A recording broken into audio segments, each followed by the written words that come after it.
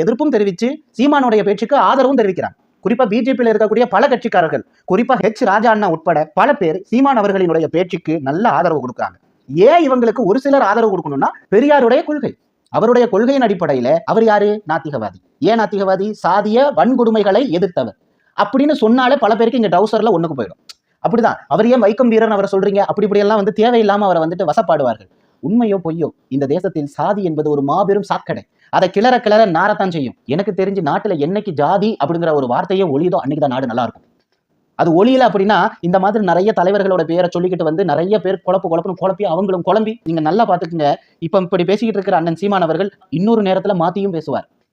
ஏன்னா போற போக்க பார்த்தா வெக்கமான சூடு சொரணை இதெல்லாம் அரசியல்வாதிக்கு எதுக்கு, நாங்க அப்படித்தான் முன்னுக்கு பின் முரணா பேசுவோம் அப்படிங்கிற மாதிரி இன்னைக்கு காலம் போயிட்டு இருக்குது. இதெல்லாம் தவறு.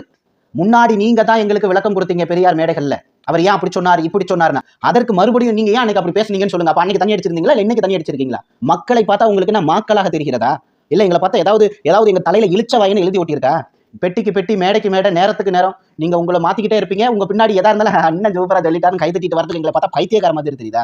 இது எதுவும் எங்களுடைய வார்த்தைகள் அல்ல, கமெண்டில் மக்கள் கேட்கின்ற வார்த்தைகள், பல யூடியூபர்கள் கேட்கின்ற வார்த்தைகள். அத்தனையும் அப்சர்வ் பண்ணி இன்னைக்கு இந்த இடத்துல நான் டெலிவரி பண்றது ஒன்னே ஒண்ணுதான். அண்ணன் சீமானுக்கு என்ன பிரச்சனை? அரசியலில் முன்னாடி